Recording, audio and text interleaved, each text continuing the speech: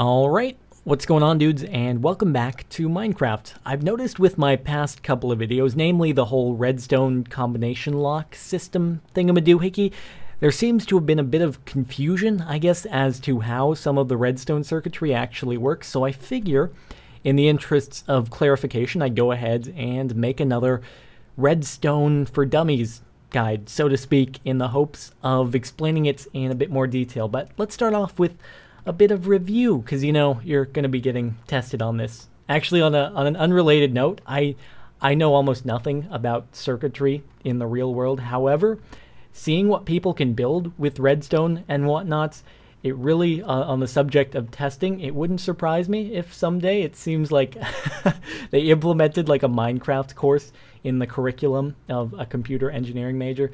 I don't know. I'm just saying. Anyway, so to start off, the way redstone works is that when you attach wiring to a power supply, in this case a lever, it can also be a button or just simply a torch, but you usually want it toggleable.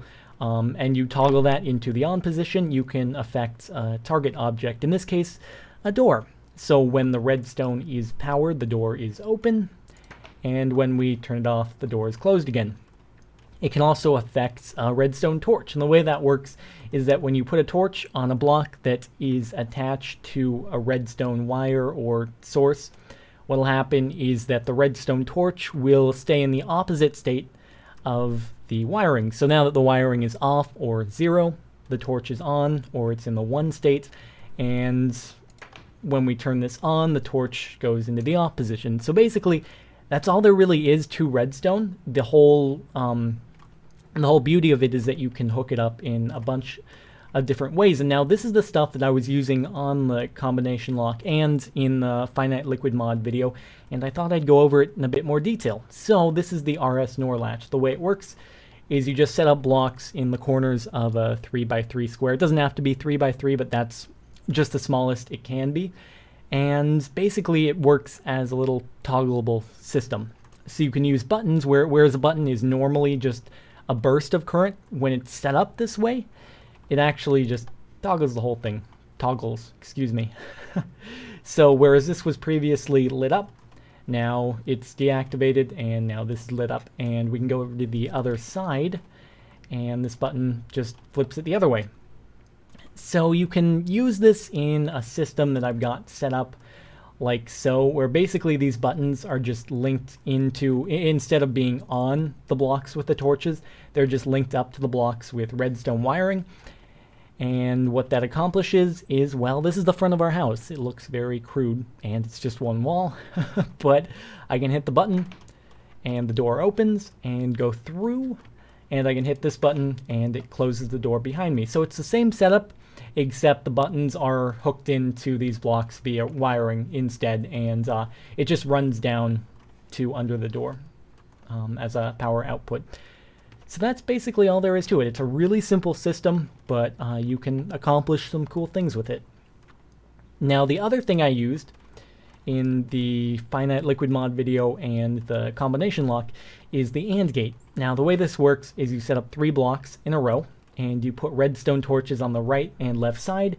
You connect them with a piece of wiring, and you lead that out to another torch just on the front of the middle block, and you wire out from there. So the only way the door will open is if both of the switches are toggled off, because the only way that will go on is if there is no current in this wiring right here, and the only way that happens is if both of the torches are deactivated. So again, if I even lift up one of these, there's going to be current in this wire, and therefore this torch will be in the off state and the door will not open. So that's it for the AND gate. And yeah, now you can actually link and that was confusing. You can link RS NOR gates with AND gates and accomplish something like this. Nothing very spectacular, but this can serve as some sort of master override switch or on-off for the entire system. So right now it would be off, because no matter what I do over here to deactivate this torch, that door is not going to open. So even though the torch is deactivated right now, obviously this one over here is still in the on state, so that's not going to open the door. So we go ahead and flip this so that this is off. And now these buttons, once again, it's just a simple RS NOR latch. Just the buttons are hooked in via wiring as opposed to being directly on the blocks themselves. So if I hit this one, now the door will actually open because I flipped that master override switch. That sounds like it's much more significant. Master override. Anyway, and then I can close it again by hitting that. So it's fairly simple. Then I can deactivate the whole thing by flipping that. And obviously in the end you can conceal all this, but for the purposes of demonstrations, it's all visible for you. Now another system, and this is, well, it's technically not redstone, although most of the time there is a misconception that it is activated by redstone. So this is a whole system where you change the flow of water, and usually it's stated to be with redstone. So the way that works is you just set up a little channel however you wish, and you dig down in front of where you're going to place the water. I'll be placing it right here. You dig down 2 blocks deep. Now go ahead and build a backing up to that and place the water down, and the water will flow into that hole. Now, however, when you dig out the backing, the water will stay put. However, it'll only stay put until you apply a current in this case. However, there is a misconception that it can only be done with redstone. It actually responds to just a change in the state of the block surrounding it. So, for example, I can apply a current to it and it will now pour in the other direction. However, what I can also do is I could destroy the block. I could put a block on top of it. It just has to have the states changed around it. It's similar to how if you MC edit sand to be floating up in the air above your world or whatever, and you destroy a block or you apply current to it, all the sand will fall down. So similarly, what I can do is this, instead of redstone, I have a furnace right here, and that furnace is just backed to the water.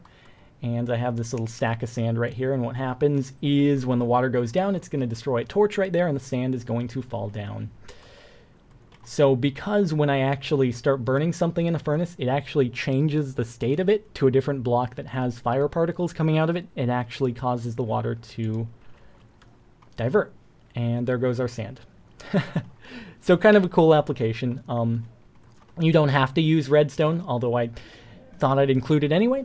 So yeah, that's about it for some of the stuff, just what I used in the combination lock and something extra in the form of water current diversion stuff. So anyway, I hope you guys have enjoyed watching. If you found it helpful, I'd really appreciate it if you wouldn't mind taking half a second to leave a rating. Hopefully it'll help you out making your cool redstone creations in the future. Also, totally unrelated, it's been a really long time though since I've plugged my Twitter and or Facebook accounts. I do have those. They're always linked in the description, but I thought I'd actually verbally refer to them. So anyway, if you have accounts on either of those websites, you can feel free to follow me on either of them, Twitter or Facebook. So anyway, I guess that's it for now. Thank you guys for watching, and I'll see you all next time.